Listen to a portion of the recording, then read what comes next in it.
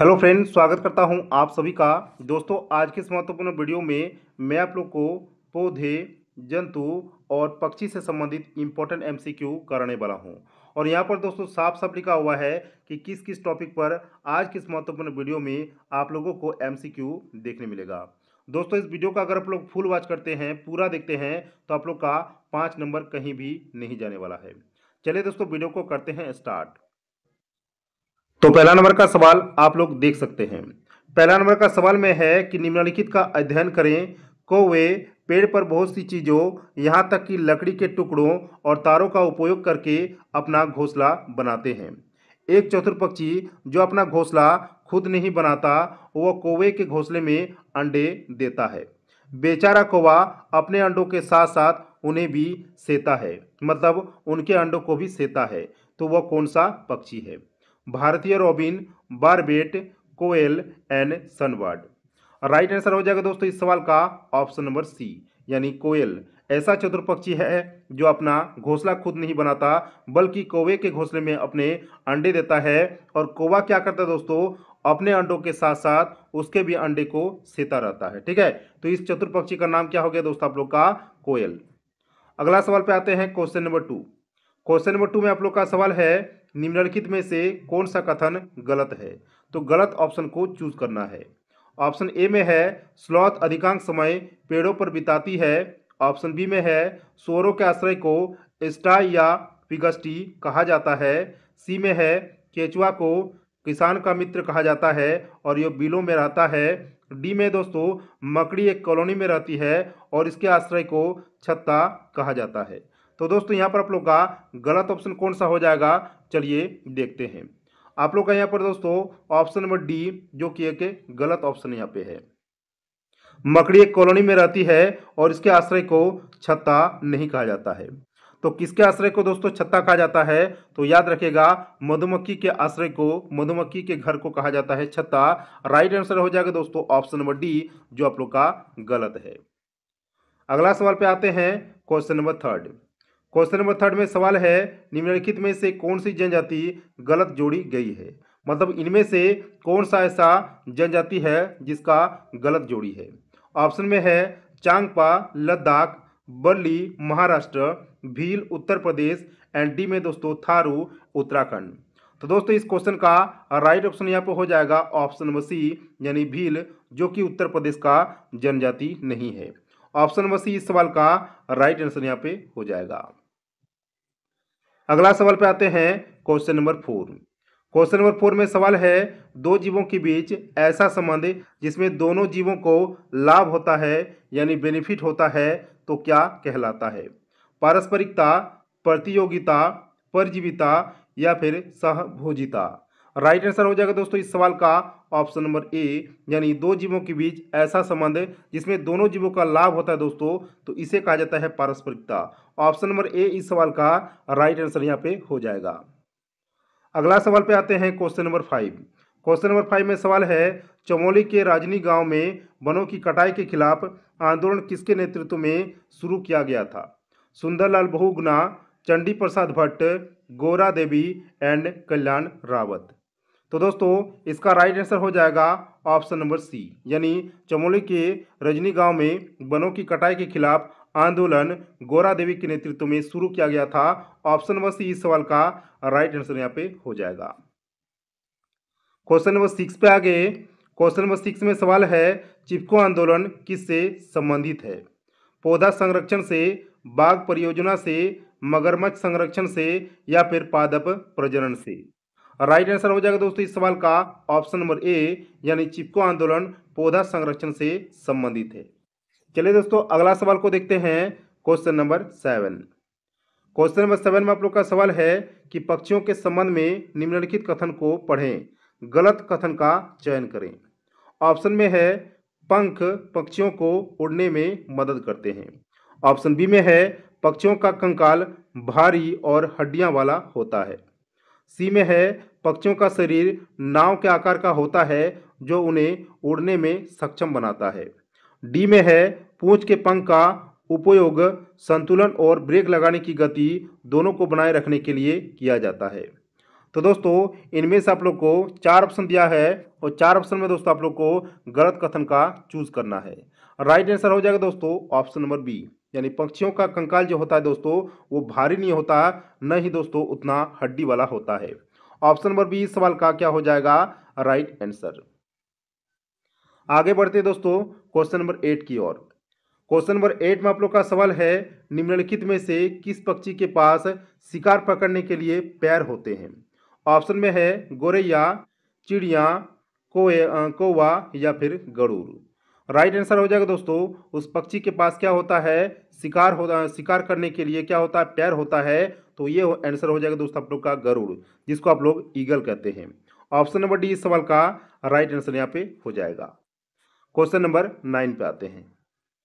9 number में आप लोग का सवाल है कि जानवरों के बारे में निम्नलिखित में से कौन सा तथ्य गलत है, यानी गलत कथन को पहचानना है। ऑप्शन में है सांप बहरे होते हैं और उनके पैर नहीं होते। ऑप्शन बी में है व्हेल और डॉल्फिन प्रतिध्वनि के माध्यम से अपना भोजन ढूंढते हैं। ऑप्शन सी में है मेंढक और टोड केवल पानी में रहते हैं। टोड मतलब होता है दोस्तों मेंढक का ही बच्चा। डी में है सरीसृप रेंग सकते हैं। राइट आंसर हो जाएगा दोस्तों ऑप्शन नंबर सी, यानी मेंढक और टोड केवल पानी में रहते हैं, जो कि दोस्तों आप लोग का सरासर गलत है, क्योंकि मेंढक और टोडपोल यानी मेंढक का जो बच्चा होते हैं वे जमीन पर भी रहते हैं और पानी पर भी रहते हैं। ठीक है। Question number 10।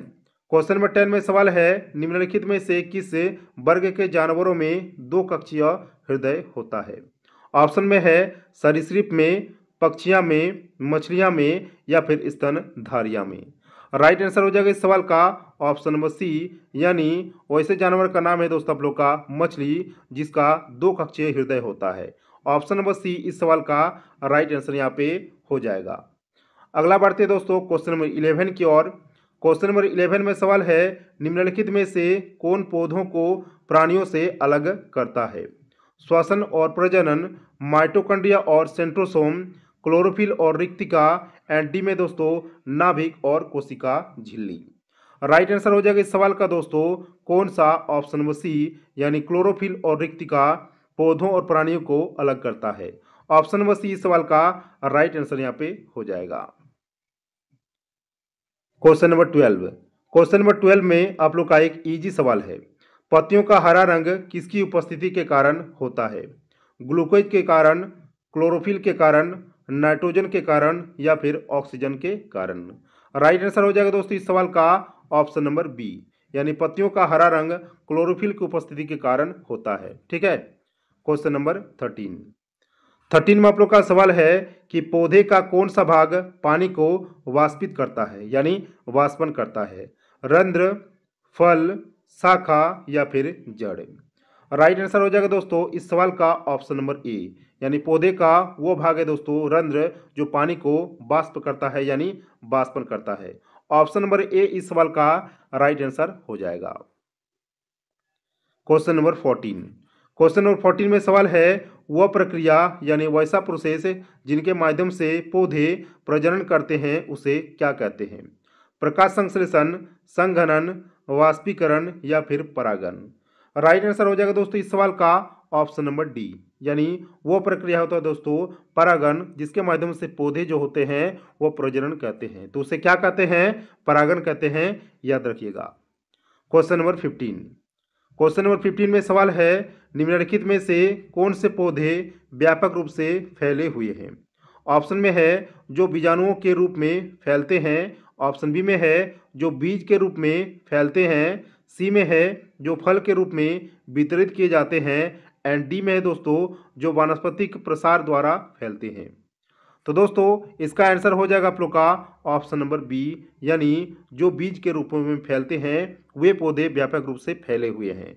Option number B इस सवाल का राइट आंसर यहाँ पे हो जाएगा। ठीक है। चलिए दोस्तों आगे बढ़ते हैं क्वेश्चन नंबर 16 की ओर। क्वेश्चन नंबर 16 में आप लोग का सवाल है, निम्नलिखित में से कौन सा पौधा लत नहीं है? तरबूज, पुदीना, लौकी एंड मटर। राइट आंसर हो जाएगा दोस्तों ऑप्शन नंबर बी, पुदीना, जो कि एक लता नहीं है। ठीक है। तो ऑप्शन नंबर बी इस सवाल का राइट आंसर हो जाएगा।